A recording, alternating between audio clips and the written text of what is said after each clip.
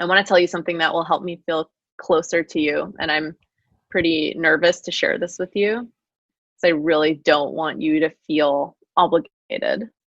But I've been noticing that it would really feel meaningful to me if we would have more sex or focus more on our physical connection with each other, even if it's not sex. Like I really would love to feel reconnected to you in that way. Mm. And like I feel my heart racing right now because it's just like such a uncomfortable thing to talk about, but I want to talk about it with you because I love you.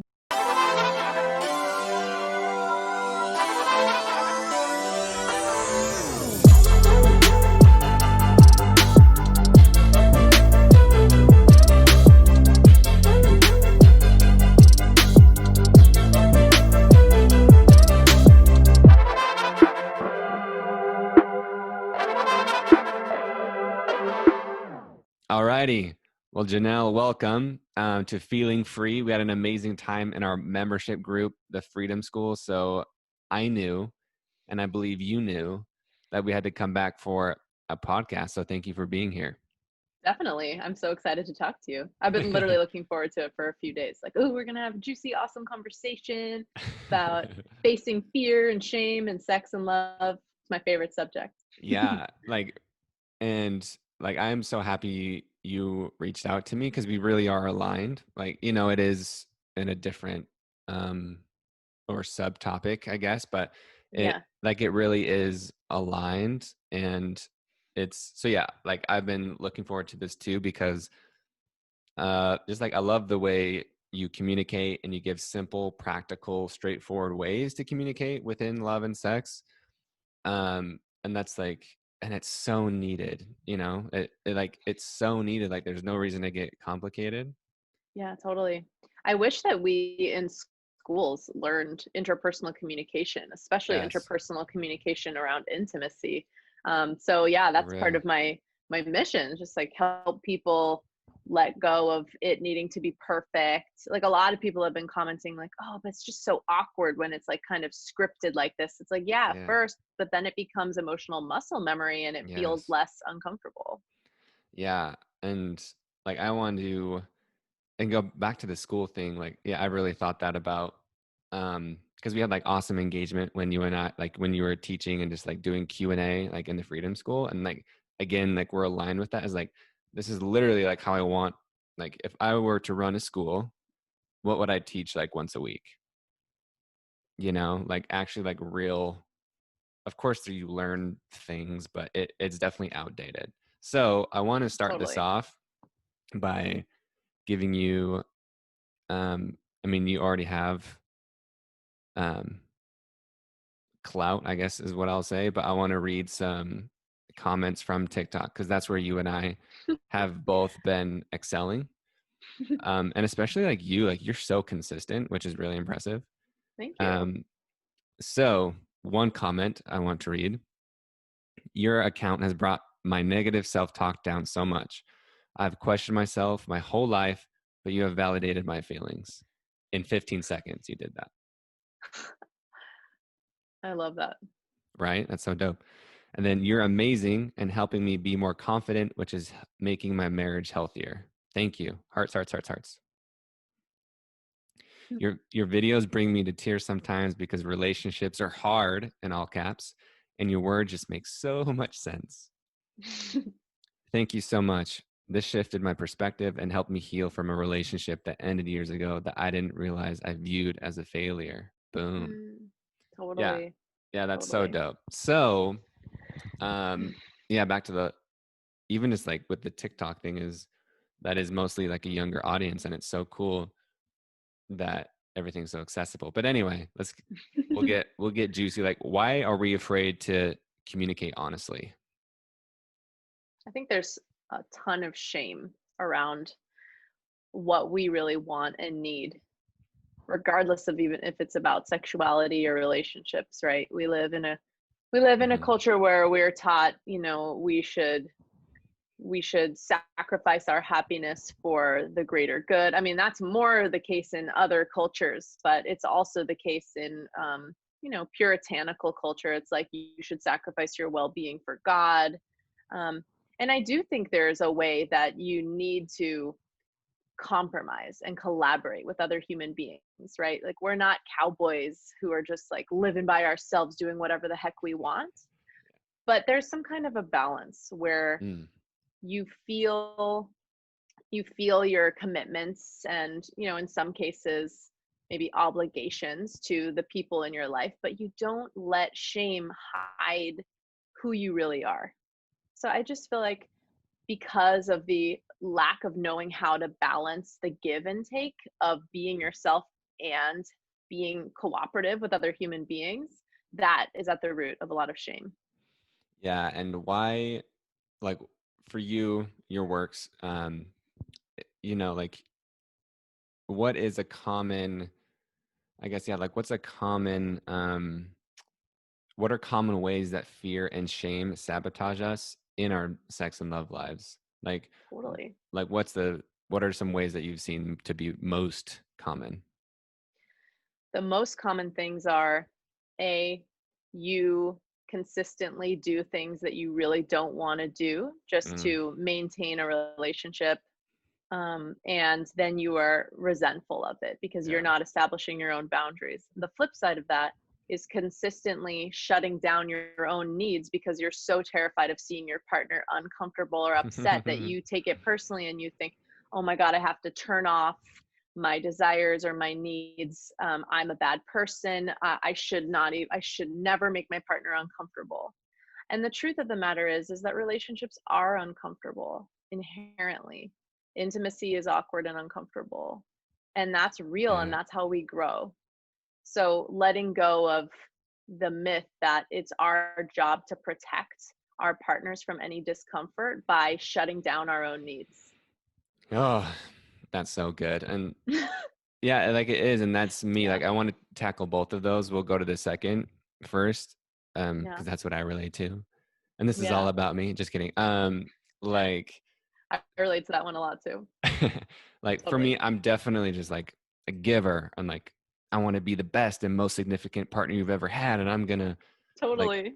do all these things, and you're gonna love it, And Yeah. then like what you said, like I can imagine even being a parent one day, like it's so uncomfortable for me to watch people struggle or feel uncomfortable or grow, and like, but that's the whole point of growth. So I love how you just that is like a myth. And you also talk about disappointment, right? Of how like it's going to happen no matter what.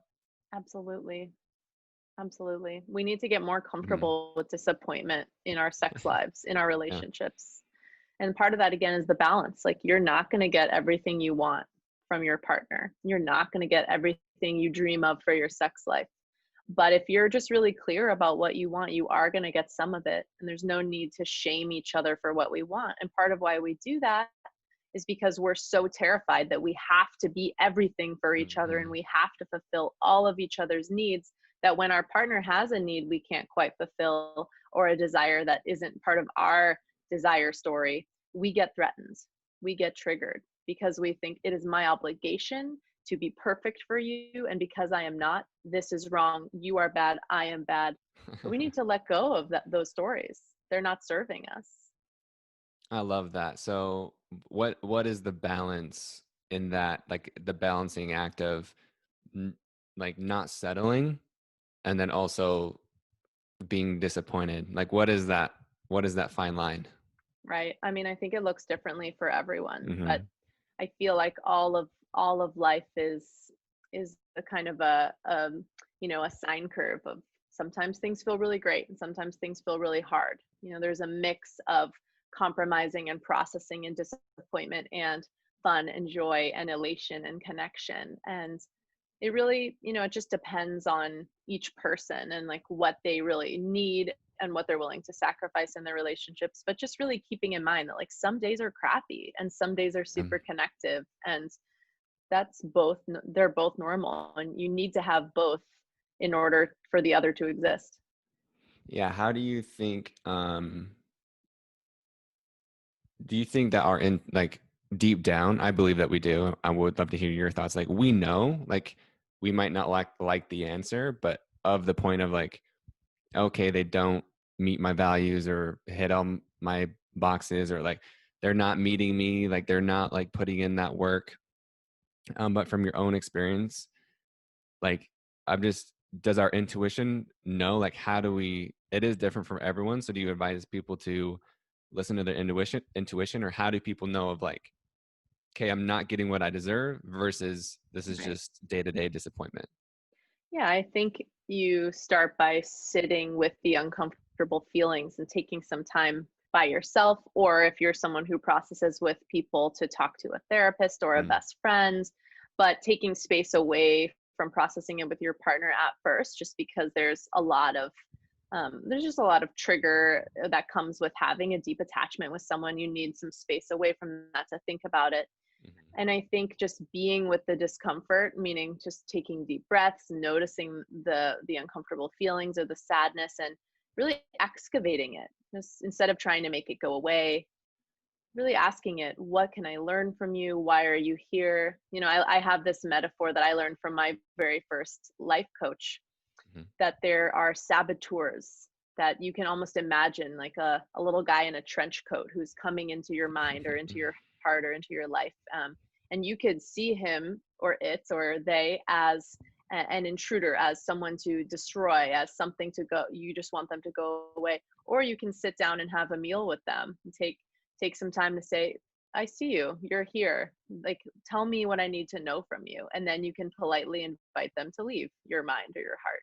So it's really taking time to feel your feelings, which sucks. It's super uncomfortable. I mean, I hate doing it. I know it's like we Yep. all hate doing it, but that's really part of your own self-assessment of, am I okay with this level of disappointment, or is like, are my values like fundamentally not being met? That inquiry is different for every person.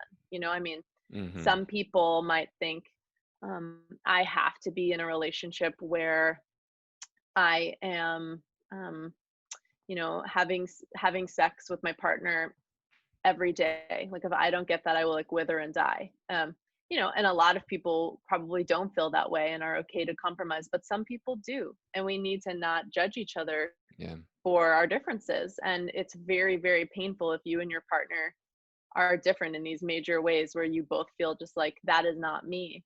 And that may lead to the relationship shifting into a new form where you're no longer, primary, like co-life partners. And that's Mhm. super painful, but it's better to be real about what we can actually sacrifice and what we can't. Yeah. Where do you like personally still feel fear or shame in this realm? Yeah, I mean, everywhere. I grew up going to Catholic school, and just like feel really embarrassed about what like certain, elders in my life are going to think about the work that I'm doing. And you still feel I, that today? yeah, like yesterday I posted a TikTok video about, hey guys, if there's one thing I really want men to know, it's like when you're touching a woman, don't go straight for the clit. And Mm. after posting that, I went for a run and had this like intense shame reaction, which Oh, here's what it felt really? like in my body: hotness in my face, jitteriness in my stomach, storying in my head, like, oh my God, was that inappropriate? Like, blah, blah, blah. And then I was like, hey, Janelle, you know, I see you have this discomfort, and I think that discomfort is from many, many years of like cultural, social messaging, that anything having to do with sexuality or, anatomical body parts that are related to pleasure Hmm. is inappropriate or wrong. But actually, like, this is part of your mission, is to like help people let go of shame around this. And the only way to do that is to decolonize that shame within yourself. So I like Thank to you use for the sharing word, that. yeah, of course. I like to use the word decolonize, by the way, because I think Mhm. there's a lot of repressive ideas about sexuality and relationships that are causing a lot of suffering in the world. So yeah, what does that And mean? So like, what does decolonize mean? yeah, so I mean, a colonized place is a place where, a more, whatever, insistent, dominant culture has come in and said, nope, your way of living is wrong. Yeah. Everything you believe is wrong. Our way is right. You must all now adhere to our way. or we're going to kill you or punish you, Yeah. or, you know, we're subjugating you because we believe our way is better. So to decolonize a belief within your own mind or heart is to say, no, I am standing up to this repressive ideology about how a sex life or how a relationship is supposed to be. And I'm saying, like, Boom. no, I'm not going to be, you know, saddled to the yoke of this idea that is literally causing me so much shame that I am suffering and I'm not living my best life. I love that. And thanks for sharing that, because there's no matter what, well, I'm just saying, like, for someone who views you, like, they're definitely, I mean, you are exercising and express like courage with what you're doing. But the assumption is that you are like, oh man, she's just talking about sex and like pleasure and like libido and like all these different things that it's like easy for you. But it's like the contrary, you know? And so I love that you talk about that, is that you still feel it. Like, Yeah, it's even more powerful that you are totally. exercising it because you're living it and you're leading as an example. Thank you. I really appreciate you asking. And, you know, last time during our membership talk, I was talking about how another big pain point for me is that I want a lot more sexual Yeah. attention than my partner does, which is like shameful because I'm a woman. And so Hmm. like, why should I be wanting more sex than my partner? That's not how it's supposed to work. Or B, it makes me feel needy, makes me feel desperate. Um, and what is true is that sexuality is a place where I feel a lot of comfort and release. And it's like a meditation, it's like Mm. church. It is like a way I rely on to feel like reconnected to my body.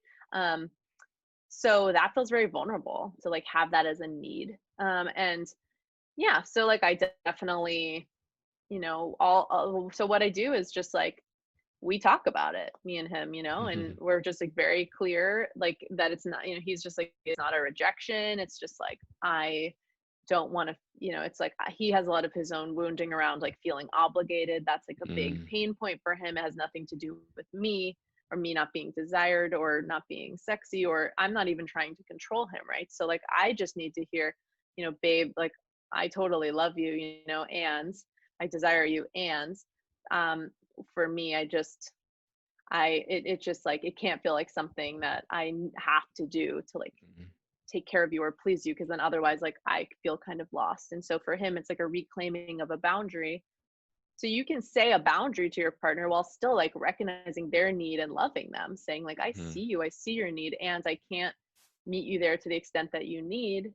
And like, that's okay. And like for me it's like, yeah, that's disappointing, but that disappointment is so much better than if he was reacting from a emotionally immature place of like, oh god, like why do you need so much sex, like it's disgusting, it's Yeah. embarrassing. I mean, like that's literally the way that a lot of us talk to each Yep. other, because we don't have training about like just acknowledging the other person's needs and not feeling obligated to do whatever it is that they are, you know, desiring. So Yeah, this is so important. Like, this stuff, like, I yeah, truly believe that this is truly life changing. Like, totally. it really, really is. And Hmm. so, and again, I love how you incorporate like real life. And so, with approaching, like, as an example, for someone who's never done this before, let's say they're in a partnership, Yeah. um, and they do want to communicate. So, how would you communicate? Hey, like, I would like to have sex every day, or something to that effect. Well, we should role play it, right? I know, and hopefully, last time on the membership was a bit weird, but here, I got this. Here, I'll be your partner. Here we go. And you know what? It's gonna be awkward and weird. Hmm. Like it's never gonna be perfect. Like we're stumbling through how to talk about this stuff. Like that's okay. You know, it's better to just do it and try it than to get it perfect. Yeah, and I love that. And like, I'm a nerd, and so I'm like uncomfortable, or I'm comfortable with the uncomfortable in a weird way, but Totally. it's still uncomfortable. Yeah. Like, you know, we'll get to more some like uncomfortable things later, but here we go. Role play. Okay. So wait, are you gonna start? You got it. So you are essentially, Oh, I'm gonna say to you, I'm like needing more sex, yep. but Hmm. in like, okay, this is gonna be my like emotionally mature as possible thing. Cool. I'm gonna say, Hey, Ben, I want to tell you something that will help me feel closer to you, and I'm pretty nervous to share this with you because I really don't want you to feel obligated. But I've been noticing that it would really feel meaningful to me if we would have more sex or focus more on our physical connection with each other, even if it's not sex. Like I really would love to feel reconnected to you in that way. Mm, And like I feel my heart racing right now because it's just like such an uncomfortable thing to talk about, but I want to talk about it with you because I love you. And mm. I'm just like wondering if you'll talk about this with me. Oh, I love it. Like, this is actually like super real. Yeah, like I love you, Janelle. Thank you for telling me like I absolutely love how vulnerable you are, and like honesty is that that means everything. And I would always want you to communicate, what you're feeling, what you want, what you don't want. And so for me, and I know how scary that is. Yeah, thank you. And yeah, so what does that look like for you? Yeah, I mean, again, I don't want you to feel obligated to do Mm-hmm. anything you don't want to do, but for me, Mm, even just like, even if we could just like make out for a few minutes before we go to bed without like any pressure for it to go mm, further, or like if we could do some eye gazing, or you could just like caress my body, like I don't need it to be like we're gonna have sex. I just want to feel some like intentional connection time around like physicality and just like to feel like you desire me and care about me and want to give me pleasure. Just like, God, that means so much to me. damn. So role play over. Like for me, like as a physical touch, that's one of my love languages, and I'm like a heavy, Me like too. super like care into it. So like for me, I'm like, oh yeah, like I'll do it. But like, but what You're like, if? give me the list. I want to do it all. Yeah, for real though. Like I'm an achiever, so Hmm. like I really do want to like, oh damn, yeah, like here we go. Totally. So what if someone, because that act is extremely courageous to even start that conversation. It's going to be awkward. Embrace it. What if Totally. someone doesn't respond like how I responded? Yeah. So let's say you were like, oh God, like, what are you talking about? Yeah. Or something. Yeah. I might be like, I would start with an acknowledgement where I'd be like, yeah, I see that this isn't an easy thing to talk about. Like, I can understand why this might be triggering for you. And, I just want to reiterate that the reason I'm talking to you about this is because I really care about you and love you. And I want this to be a conversation. Like, I want you to be included in this too. Like, this is not a demand. I'm not telling you did anything wrong. Because probably the reason why you're reacting like that is from your own place of fear and insecurity. So Yes. instead of being like, oh my God, I'm taking it personally. Why are you acting like that? You're such a jerk. It's like, whoa, okay. Like, I see that you're having a reaction and this is about your stuff and I get it. And like, hey, I'm right here with you. We're on the same team. I want to love you through this. I mean, and if they're just like completely unwilling to have this conversation with you, I mean, frankly, I would rethink the relationship because Yeah. if you're trying to have an emotionally mature conversation where you're owning your feelings and being vulnerable and your partner is not able to do that, it's not a very healthy, conducive environment for you to like actually feel safe being vulnerable because you Hmm. cannot be vulnerable with someone who's like completely resistant to it. It doesn't mean that they're not skilled and adept at it. Like you can be willing to try to have emotional connective conversations just without really knowing how to do it. But if Mm. your partner's like fully resistant to it, like Unwilling. sustainable, I think. That makes sense. And that's a separate conversation. But like I love the idea, again, going back to just like I'm, whether it's a growth junkie, just any type of obsessed with like just intention and intimacy and whatever I do. I love the idea of um, weekly check-ins in relationships, and I understand that you do them. Is that correct? We don't do them weekly. We do them Uh-huh. when we feel like it. But weekly is Uh-huh. a concept I got from just like John Gottman, the Gottman Institute, who studied all these relationships and what really helps with longevity. And he recommends doing weekly, like scheduled check-ins. But my partner and I are a little bit more freeform about it. But we Hmm. definitely do daily check-ins that aren't like the structured, like here's our list of Ah, questions. But like every single day we don't go to bed without being like, hey, you know, earlier I felt really missed when this happened, or like I really loved it when this happens. You know, that's just something that feels important to us. That's just like feels organic to Wow, no, share. Like, I love that. So that's the thing yeah. is, so weekly check-ins, if that works for you, daily, what works for you, you know, and you can change it, you know, you could try all of them or none of them.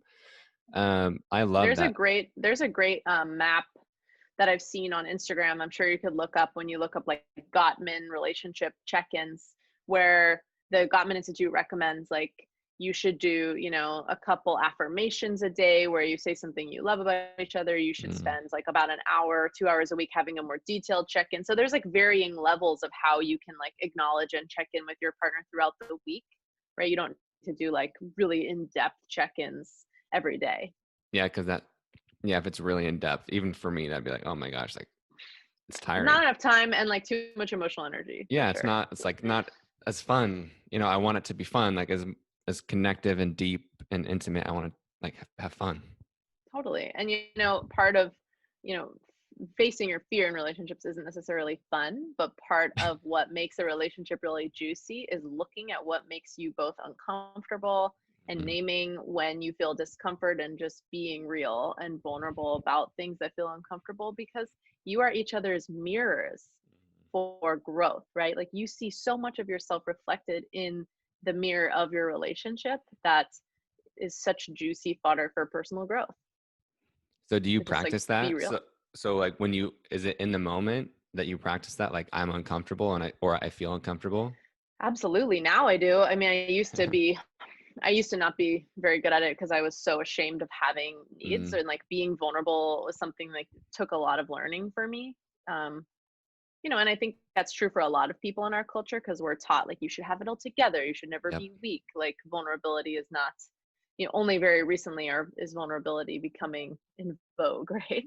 Um, so it's like this is a learned thing. And so yeah, now at this point, it all starts with physical sensations in the body. So what is a really good thing to do if like you don't even really know how you're feeling, but you're just like feeling like there's something somatically happening and it isn't feeling good, to just be like, I'm noticing my heart's really racing right now. Like I'm having some kind of a reaction to what's happening. Like, can we take a break? Like maybe I need some space, or like can we just like sit in silence and just like hold hands Mm, for a little bit? Like basically instead of having the discussion in the moment when you're triggered, is just like, I'm feeling a fear response. Here's how it is somatically showing up in my body, and just naming it and then asking your partner for what you might need. Or they can suggest, like, what do you need right now? Do you need some space?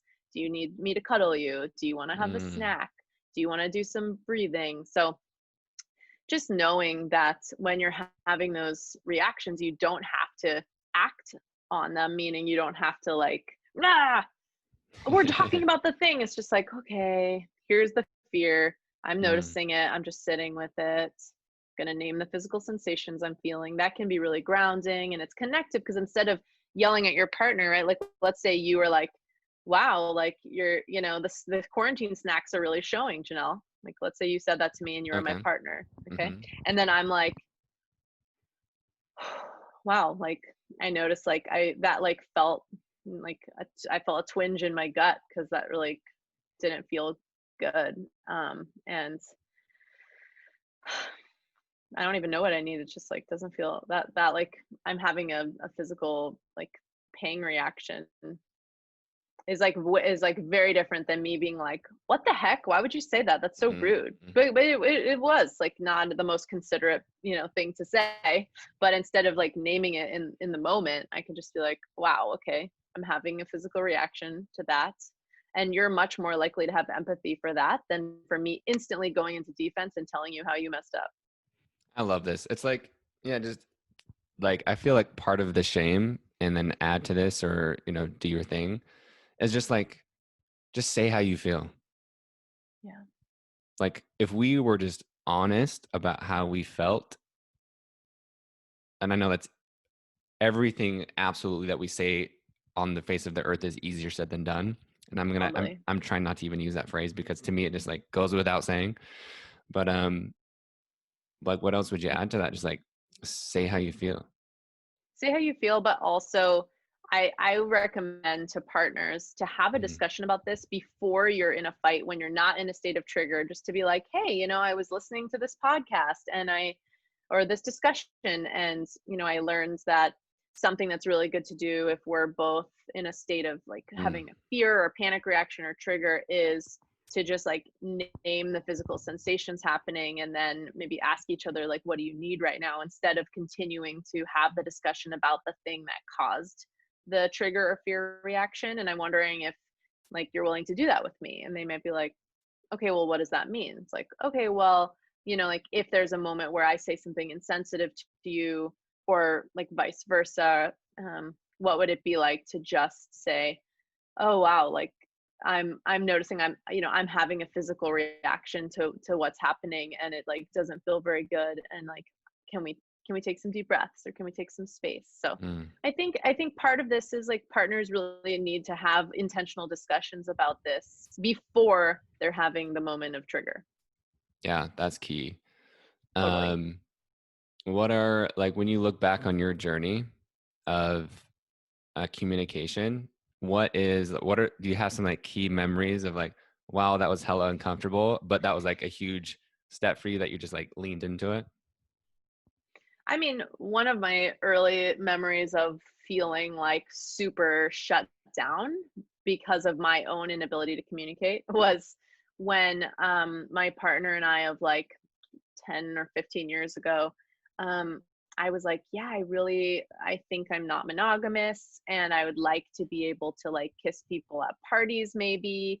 And he was like, okay, we can try it. And then after I did it, I was like, oh, I kissed someone at a party. And he freaked out. Like he had an Mm, intense panic reaction. And instead of me being like, yeah, I see how like this is hard. Like, did you agree to something you didn't really want to do? Like, yeah. are you okay? Like, what do you need right now? Instead of like being able to like really be with him, like I took it so personally, and I was like, oh my God, I can never do this again. Or if I do this again, I should not tell him and I should just lie. It led to me not living in my integrity, because like I would do some things without telling him because it was because I was so mortified by like his intense physical reaction. And I think there was a way that he wasn't also like quite owning that he was saying yes to things just to be in relationship with me that he didn't really want, right? And so, both of us didn't have enough life experience or training in emotional intelligence and communication to be able to know how to really own our own feelings and say yes or no to things that were authentic and uphold our boundaries very well. But that was a significant moment where I remember feeling like, oh shit, like he's so uncomfortable. I did something wrong. This can never happen again. So I'm trying to think of a memory, like I think just with my current partner, when he's upset, I'm just like really much more able to just take a deep breath and be like, yeah, I totally see that you're upset about something I did right now. And he's also really adept at being like, I'm really angry right now, but I love you.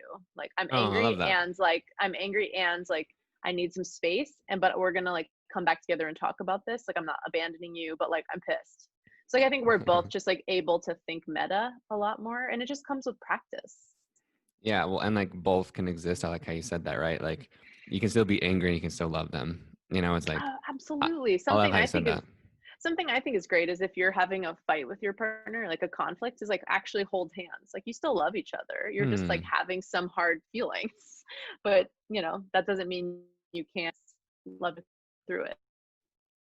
Wow, that's really cool. And so, what would you get when you look at old Janelle, like in that circumstance of feeling Yeah. guilty in that moment? Yeah. Because for me, something I'm working on is definitely taking things less personally, whether it's in relationships, like someone not choosing me, or actually, it's really Totally. like even like in business too, like when someone doesn't choose me, technically rejection. So, Totally. so taking that less personally, like Yeah. how would you love yourself? What would you say? Hmm. I heard a great quotation called rejection is protection. Hmm. And basically, what that means is that when somebody rejects you or something in your life doesn't quite line up as you thought it would, it's because that person wasn't meant to be in your life. And I mean, that doesn't sound like a very that's like a more spiritual perspective, or, it sounds like there's fate, or you don't have your own willpower. But I interpret it in a different way. I interpret it like, okay, well, I really wanted this person or this thing, and it didn't happen. And that's okay, because I am making space for the people who are going to say yes Yeah, through I this like that. through this loss, through this lack. Well, and do you really want to be someone who doesn't choose you? Like, do you want Do to you want to be be with? be with Yeah, someone that doesn't choose you? definitely not. I had a woman message me on TikTok recently, and she was like, "So I really want to get married to my partner, and he really wants to get married to me, but he doesn't cherish me." Hmm. And I was like, "Damn, I'm gonna cry," because I don't. I personally wouldn't want to be in a relationship where I didn't feel cherished. But if that's not a strong need for her, I support her. I want everyone to live their best life. But to me, it's like I can't imagine not being cherished. Hmm. So yeah, I would like to explore that, because I know there's so many people who, hmm, like for me, I can say like I'm not judging you for that choice, and you're doing the best that you can. Yeah. However, Yeah. I truly feel that you do deserve someone that cherishes you. I know it's so tough, because like when it's kind of like we were talking about earlier, like what's the fine line of, like, Mm-hmm. what's the balance of, what you really need or deserve, or what you're willing to let go of. And yeah, that's really hard, because like I have so much bias in that case. Like, you should be with someone that you deserve, is like that cherishes you. It's like so Yeah. part of my value system and part of my story. And like, it's very difficult to be able to advise someone else on, how do you have a relationship that doesn't have that. I think a big part of that is just holding space to allow people to excavate that.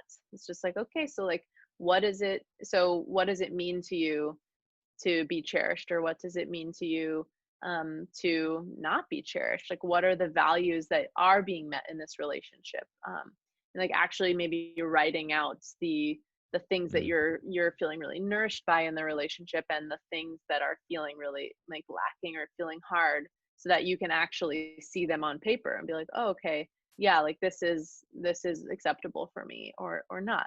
I think it's like really doing that excavation and that internal discovery process. And that's what I really love to help clients with, is like, I have my own life, and I'm very upfront about like who I am and like the kind of lifestyle I lead and what I believe. But I want everyone to choose the life and the love and the sex life that fits them.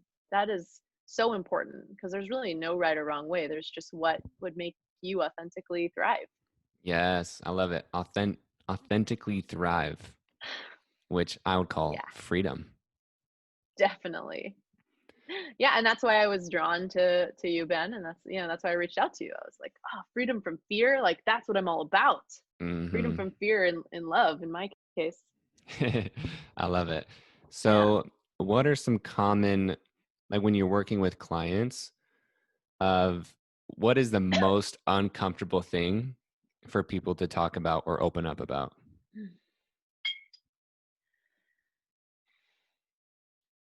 I definitely see that there's a ton of shame for men around really problematic beliefs about male sexuality and the male body. And I love it, because I was going to ask about that, but I wanted to see if that was true.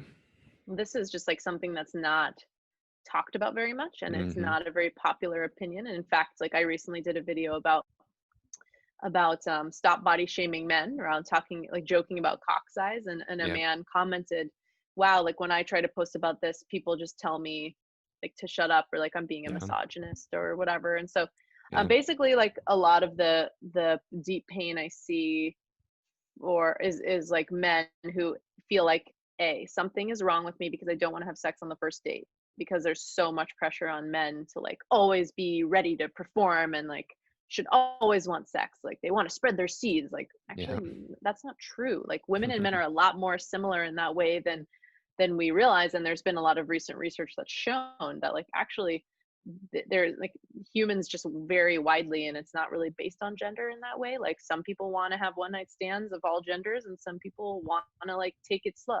Mm-hmm. Another big pain point I see is men feeling ashamed about their cock size because, Yeah. right, it's like become socially taboo to body shame women, but it's like we're still working. We still got to work on how to not body shame men, because men are supposed to be tough and not care about that stuff, right? It's like, why do you have feelings? Like, you're not, why do you have vulnerability? It's like, no, that's not, not how it works. Like, stop body shaming everyone. So do you Um, think, I like how you say that. Do you think it's because like, yeah, why do you think that is? Is it because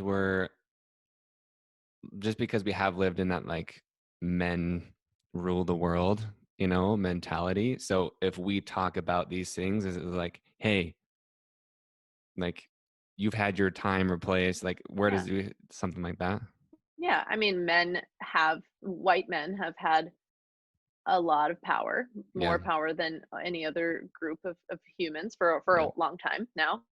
And so I think there's a reclamation of other groups saying like, hell no, like these, the oppressive beliefs invented by like white patriarchal male society have been very painful for me. And there's like kind of a retribution, Yeah. but it's like, but there's still a lot of, for me, I feel like the next step is just like, can we just stop shaming everyone? Because Everyone. shame doesn't work to change people. That doesn't work. Never, never, never, never. I mean, like, even if I had a client who was into child pornography, I wouldn't be like, that's disgusting. I'd be like, Mm, that's super painful and it really sucks that you desire that and you did not choose that. That is something that you did not choose. And like, yeah, you cannot do it. It is not okay. You cannot do it in the world. But like, let's just sit here and like be with the disappointment that this is what you desire, because it's not your fault. Just the same way, like mm, if you're born with a 10-inch or a 2-inch cock, like you didn't choose that. Just mm. because you want to have one night stands, or you want to have a whole life of only like casual sex, or you want to not have sex on the first date and you want to like get to know someone, before marrying them or whatever. Like there's just like the breadth of human sexuality and desire is very expansive, and you cannot choose how your body is. You cannot choose what you desire or who you desire or what kind of relationship or sexuality you want.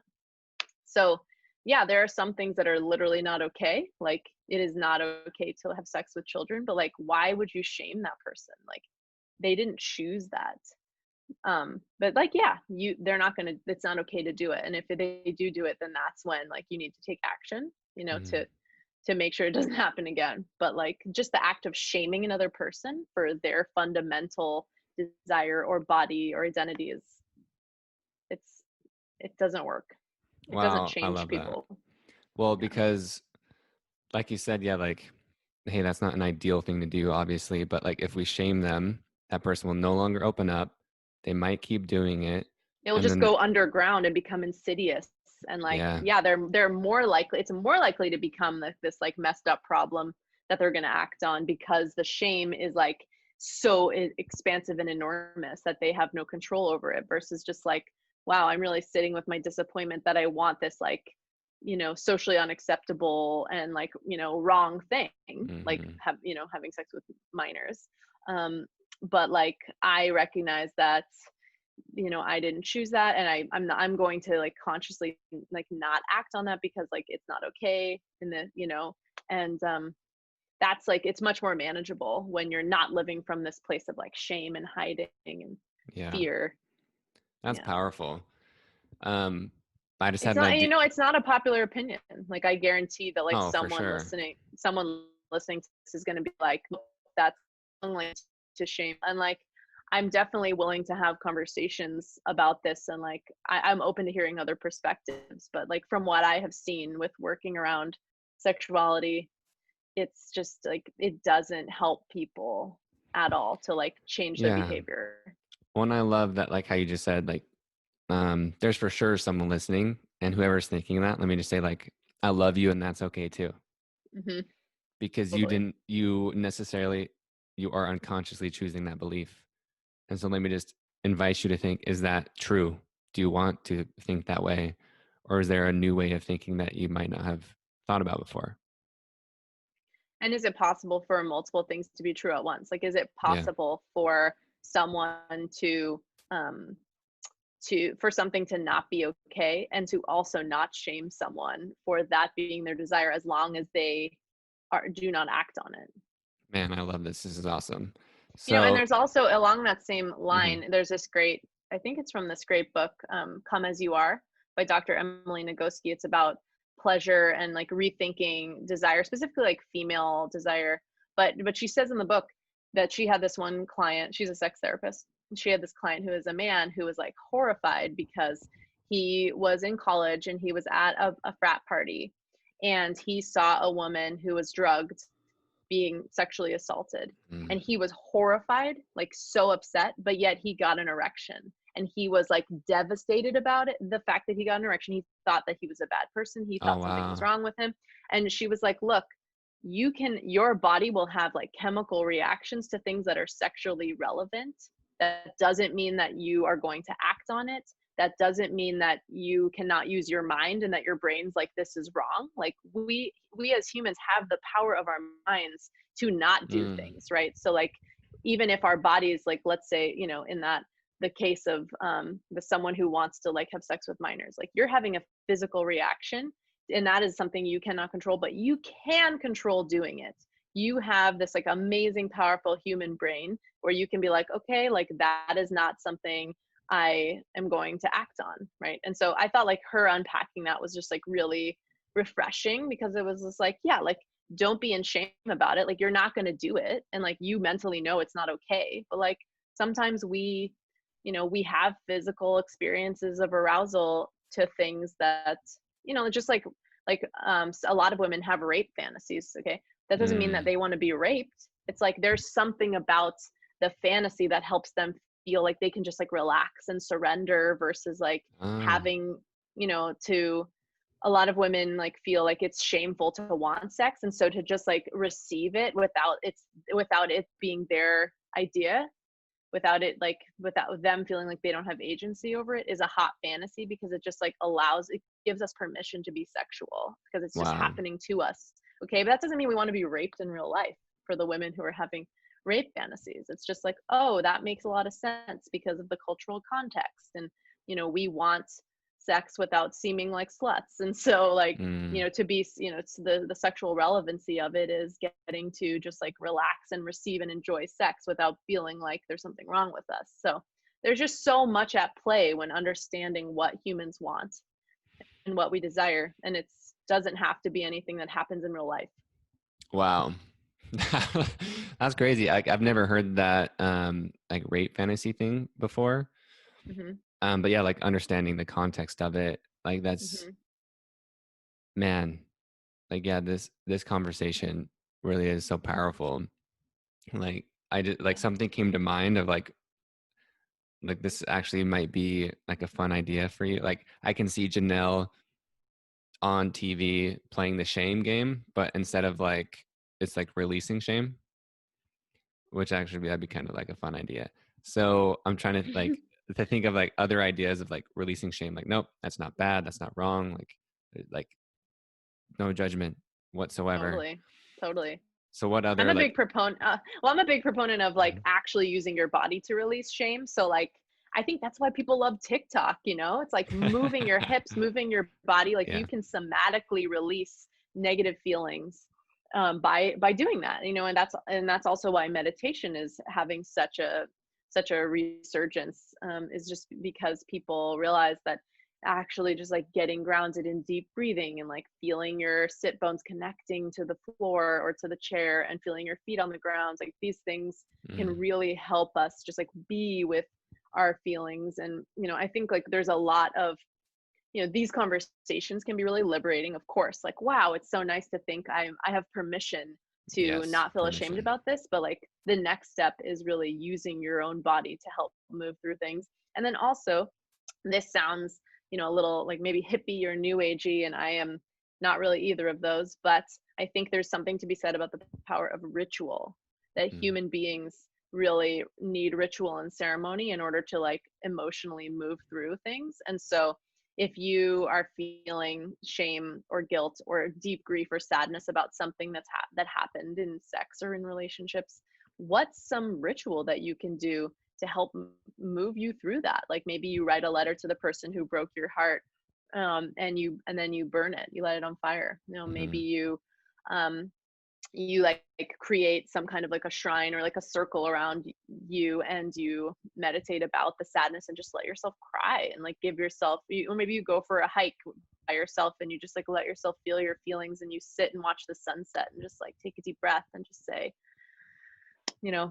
I'm doing the best I can. So like, yeah, I think there's really something to be said about that, based on just like humans needing ritual and ceremony in order to move through grief and fear. Mm. Yeah, that's powerful. Like I would love, as we begin to close a little bit, I'd love to cover just some maybe myths or things to not have like shame about. And one thing that is a heavily avoided topic is pornography. Yeah, Um, because there's tons of shame. tons of Like shame. like for me, I remember, of course you hide it, but I remember looking at it for the first time and just like, that's probably the most guilty, at least if not one of the most guilty. I mean, and it's not like, yeah, I grew up in an extremely religious household and culture. Um, and so for me, I just remember, yeah, like you have this urge, you do it and you're curious, but then I was like, oh my God, like, and it freaking sucks. It sucks to feel Totally. that. Totally. Yeah, porn is really complicated. Humans are really drawn to sex, and we're really drawn to um, looking at or like reading about sexually Yeah. stimulating material. And I think it can be a problem if it's getting in the way of your life, like just like any addiction. If you are doing something to the point where you are not maintaining functioning relationships, or you are not able to fulfill your responsibilities, then it's a problem. But I think that porn can be used in a really healthy way as just like a form of sexual expression and release and exploration, adventure, just by like seeing other ways of having sex. There is a lot of porn that can be really problematic too. Um, Like it can be really, there's a lot of degrading porn. Like some people are into that, but the assumption that like, okay, well, is this how you have sex? Like you like gag a woman and like, deep throat her. It's like, well, maybe she wants that. Like some women are into that, but some women aren't. So like, how do you just like have the conversations with your partner about like, do you want to watch this with me? Do you want to yeah. try this thing? Or maybe you watch porn and you're just like really into this very specific kind of porn, but you're not into doing it with your partner. Like I had a client who was really into small penis humiliation porn, which like Mm. I think a lot of people would not understand, is like, but he thought it was really great, and but he didn't want that with his wife. That was not something he wanted. It's like, but it was his own little world that he would do in porn, which actually was great for his wife, because she probably wouldn't want to do that either. Hmm. And so he got to like experience it through this through this pornography world, and then she was not obligated to like fulfill that with him, which she's not obligated to fulfill that with him anyway, right? But it's just like he had his little this little thing, this fetish that helped him feel more alive and relaxed, like after he would look Mm. at this porn. It was just like fun for him, brought him pleasure and helped him feel more alive, which is like going to benefit his relationship with her, because he's like feeling, he's feeling more himself, or more alive, or more nourished, because he just like watched this like fetish porn he was into. So Yeah. it's very complicated. I think it really depends on the person and on you know what kind of relationship they have with porn. They making sure that people know that like porn isn't real life, like it's fantasy. Yes. I think that was the most important thing that you said. Well, I mean, all of it's important, but like for just that distinction Yeah, of that, like it's not real. Like if yeah, you are looking at it, it's not real. And yeah, if you don't understand it, like it's not. So yeah, I just really love that distinction. And also how you said, again, there's two truths can exist. It's not just like porn is bad, all people who watch it should go to hell, F you. No, like, yeah. so because you It's described, complicated. yeah, you've described how it has helped and how it hasn't helped. Totally. Just like I could literally go to the gym twice a day and just destroy my body and my relationships. You Right. know, I could eat too much food, you know, or like there's just so many things that like it's just not just this is the answer. Absolutely. You could work too much and destroy your relationships. You could drink too much and destroy relationships. So yeah, like porn definitely has the potential to be something that's a numbing agent that is Yep. distracting us from our lives and the things we need to do. It's preventing us from really feeling our feelings. It's something we go to alleviate our pain. And you know, that's okay to a certain level. Just like, you know, you're stressed at the end of the day, you have a glass of wine. It's like, okay, like yeah, it's a little coping tool. It's like a little medicine, but it's not interfering. But like Mm, it can be a big problem. So, you know, I really think it's just not a black or white issue. I like that. And then for as a man, I can for sure, as a heterosexual man, I can speak to, again, kind of like the achiever mentality, or like, I have to please this woman to orgasm every single time. What would you say to that, you know, group of of men who may think like, I'm a failure if she doesn't do Totally. X? Totally. Well, I think it's really beautiful for any partner to want their other partner to feel pleasure and to want Mm, their partner to, you know, experience an orgasm is like a beautiful intention. And so much of sex is not about orgasming. And in fact, we often rush into trying to achieve orgasm yeah. at the expense of having just like sweet, slow connection. So, you know, I would say it's another belief to like decolonize in your mind or to unlearn is that sex needs to be about orgasming. I do think that giving and receiving pleasure is much more expansive than that. And it also Mm, involves a conversation with your partner, you know, like maybe your partner would really love to just like have a sensual massage from you without any pressure for her to orgasm. And, you know, or maybe she's like, yeah, like it's actually really important to me to orgasm when we have sex. It's like you know, everyone's different. So like have a conversation with your partner about that. Like, you know, I'm curious, like, is this something that like you would want to experiment with, um, or is this something that feels like really really important to you to like come every time? But like I challenge a lot of my clients to have a week or a month or something where orgasming is not allowed, and then it just like creates all this fun yeah. sexual tension where it's just like, oh, we're just like enjoying Hmm. pleasure and like connection and touch, and like that little sense of frustration that you can't come is like Oh yeah. sexy and hot and makes it exciting, like knowing that you're going to be able to again at the end of your like little set experiment period. So yeah, I think it's all about like knowing that that's not the only way and to have a conversation about it. I love it. It's just like exploring, expanding. There's not one way, or there's this way some days, not this way some other days. It's like Totally. authenticity, baby. Totally. I want to go back really quickly to the porn Hmm. subject because I was thinking Yes. about like fear with a lot of partners like experience like fear and discomfort around their partner's porn use. Yes. And what I want to say is that is so real and legit. And especially if your partner is using it to the point where it's like becoming a detriment to your relationship or they're not fulfilling their obligations as like a co-parent or in work. But a lot of porn use actually brings up deep insecurities that I think it is our obligation to excavate and unpack. And so, before jumping right into you need to change your porn habit, to be like, Mm, I'm noticing it's bringing up insecurities for me that I'm not beautiful enough, that I'm not yeah. important enough to you, that you don't desire me. And for them to be like, yeah, thank you so much for telling me that. Like, what else can how can I help you feel more loved and supported? Like, the porn is just the scapegoat thing that like seems like it's the crux of the issue, but often it's underlying like fears and Mm, insecurities in ways that you need to be nourished more, and the porn is just like representing the things that you're needing more of. I really So like that. something to consider. I love how you said that, because it's not like, hey, this porn isn't the thing. It's like, what's underneath that? What's the why? And sometimes porn is the issue, but sometimes it's not, so just something to consider. Yeah.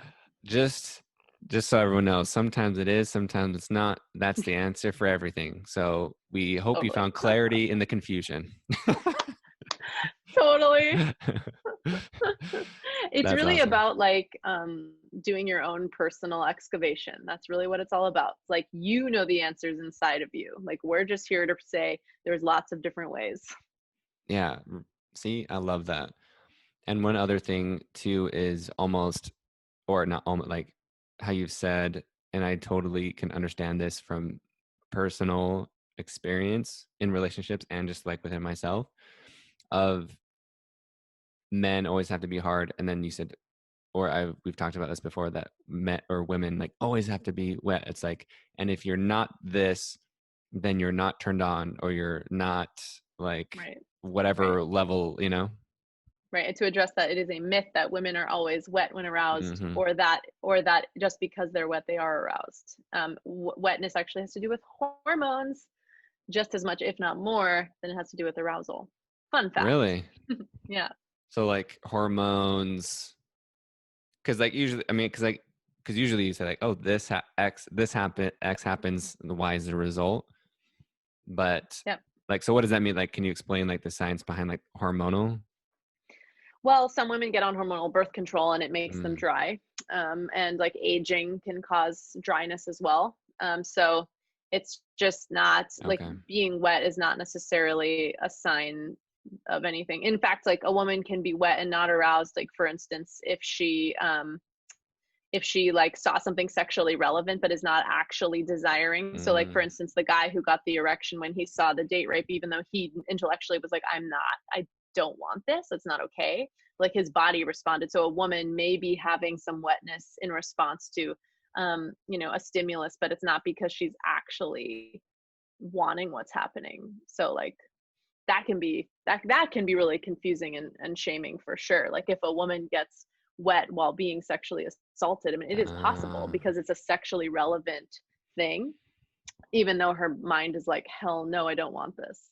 So like, yeah, man. wetness is just not a good indicator of arousal. It can be, but it can also not be. And so a better way would be to verbally communicate, like, do you like this? What do you want more of? Can I try this? Like, what do you want?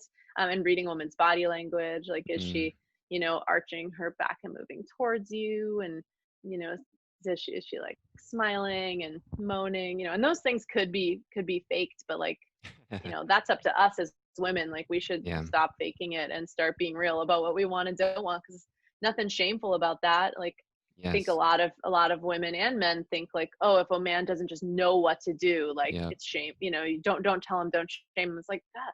All vulvas and vaginas are totally different. So like we can't we gotta communicate with each other. It's not a sign that like they're not a good lover. It's just like, what do you like? Like, oh my God, I'm exploring this whole new world. Like, tell me, and share with each other. Like, no need to fake Mm, it. It's like there's nothing shameful with asking a partner for what they like and what they're into, because we're all so different.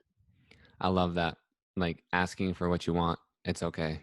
It's more than okay. Totally, totally. And it's awkward at first. So going back to the whole like, gotta let go of needing it to not be awkward, Yeah, that's because like awesome. that's just life. Damn. Well, Janelle, we could keep busting myths and overcoming shame, but someone's listening, and I know that they want your help. So where can Totally. so IG, TikTok, all the Yeah. things, your website, you're I'm killing it. at I'm at Love with Janelle on all the platforms, and Janelle is spelled Jane with an L, so Janel.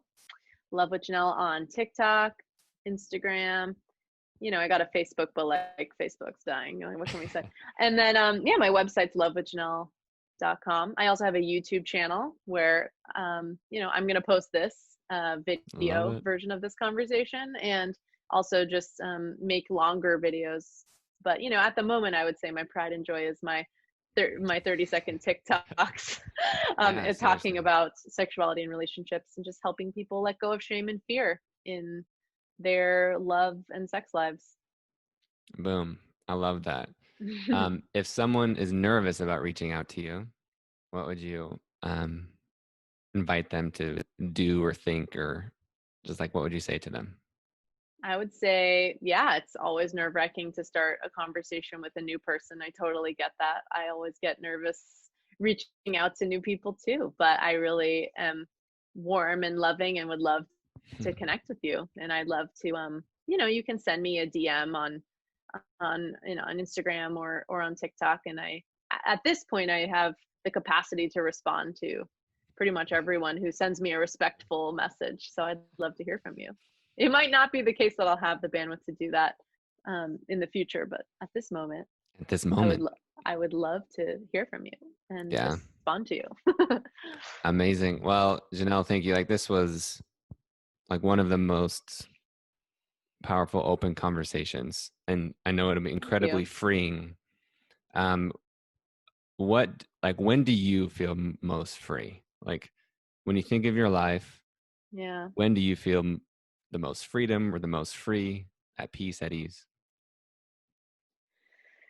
I really like doing things that help me confront fear. Like I told you I've hiked 2 long distance hiking trails. So I love doing like really stimulating outdoor activities like skiing, like long backpacking trips, because there's so much fear that I confront, and like being like really up against my own fear and discomfort while doing a physical Yeah. activity is very healing and helpful for me, because it just helps me see fear is normal. Fear can be useful. It can be a sign that you need to slow down or stop or reassess the situation, and that's great. But fear can also be a saboteur, and it can be based on outdated stories about who you are or what you can achieve based on your gender, or based on what childhood wounding you were told you weren't capable of something.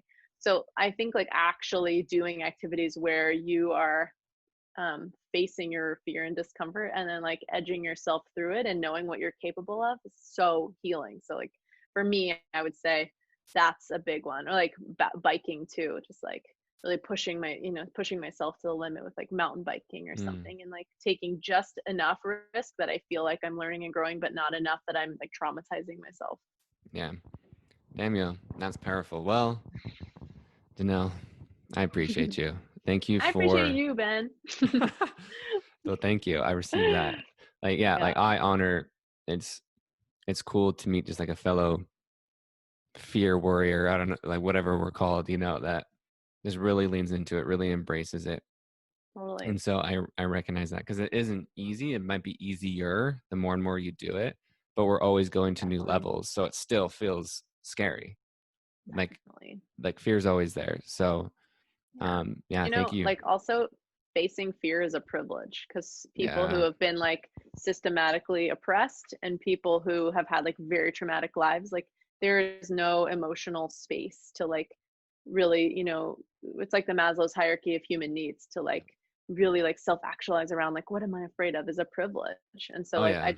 I want to name that, but like it's not the way everyone needs to grow in this world, in this life, but like for those of us who have the privilege to be like, okay, like I want to self actualize through coming up against discomfort and fear, it can be really useful, I love really that. healing. I really like that Yeah. actually.